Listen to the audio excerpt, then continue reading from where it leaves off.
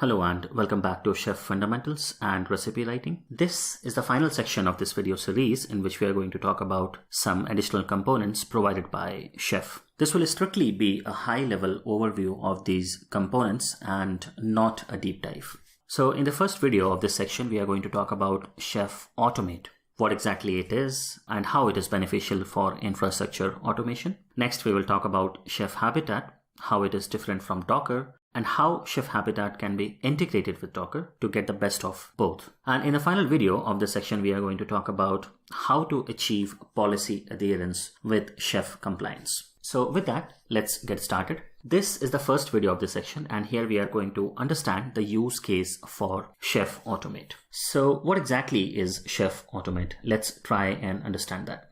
So Chef Automate handles many types of software systems. You can use it to upload new and updated cookbooks to the Chef server that manages your infrastructure and applications. You can publish new and updated cookbooks to Chef Supermarket installation. You can release source code or build artifacts to a repository such as GitHub. And then you can push build artifacts to production servers in real time. Chef Automate manages changes to both infrastructure and application code, giving your operation and development teams a common platform for developing, testing, and deploying cookbooks, applications, and more. This is a high-level overview of Chef Automate, its architecture, and its components, as you can see on a screen. Chef Habitat, InSpec, and Chef Server, they're all a part of the bigger ecosystem of Chef Automate, as you can see on a screen. Chef Automate accelerates the adoption of continuous delivery and encourages DevOps collaboration. It provides a proven, reproducible workflow for managing changes as they flow through the pipeline from a local workstation through automated tests and out into the production environment.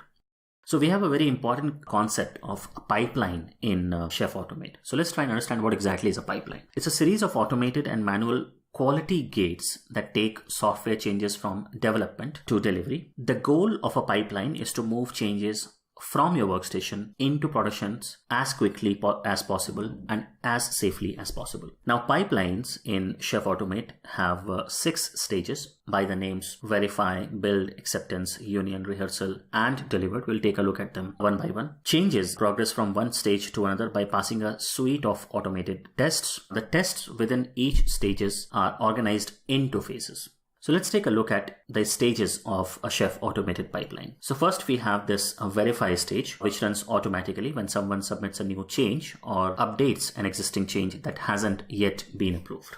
Then we have build stage. So when the change is approved, Chef Automate merges the change into the pipeline's target branch and triggers the build stage. Once that is done, we have the next stage as acceptance stage. Beginning with the acceptance stage, the pipeline switches from analyzing the project's source code to verifying the set of artifacts that were produced in the build stage. The main goal of the acceptance stage is for the team to make a decision about whether the change should go all the way out to production or not. Next, we have union. Now, union is the first of the 3 shared pipeline stages. What do we mean by that is that the purpose of the union stage is to assess the impact of the change in the context of a complete installation of the set of projects that comprise the system as a whole. So you can think of union as more like the stage where you have all the integration tests being passed. Next, we have rehearsal stage. If all phases of union succeed, then the rehearsal stage is triggered. Rehearsal increases confidence in the artifacts and the deployment by repeating the process that occurred in union in a different environment. So you can think of it as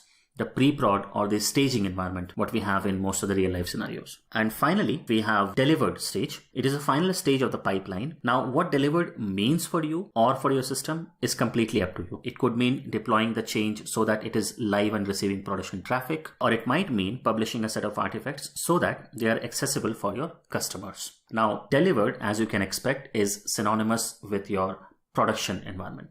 So in a pipeline, changes progress from one stage to another by passing a suite of automated tests. For the verify and acceptance stages, explicit approval by a designated person is required in addition to the tests. What it means is that you can actually define whether you want this to be completely automated or you want a kind of check that some person comes here and clicks on a button for approval and then it goes to the next stage. It is completely up to you how you want to design it. One way to think about these stages is whether the set of potentially releasable artifacts has been produced or not. The pipeline creates these artifacts at the end of the build stage. The remaining stages of the pipeline focus on gaining confidence in those artifacts. And another way to understand it is by whether they are isolated at the project level or shared across the system. The diagram which you are currently looking on the screen, it basically shows the relationship among the different stages. So if I want to summarize, each project pipeline has an associated verify, build, and acceptance stage. These are called acceptance pipelines. Similarly, union, rehearsal, and delivered stages constitute the shared delivery pipeline. The initial ones, the verify and the build stages, they basically perform the tests on the source code, and then the rest of the stages, namely acceptance, union, rehearsal, and delivered, they basically stage these tests for potentially releasable artifacts.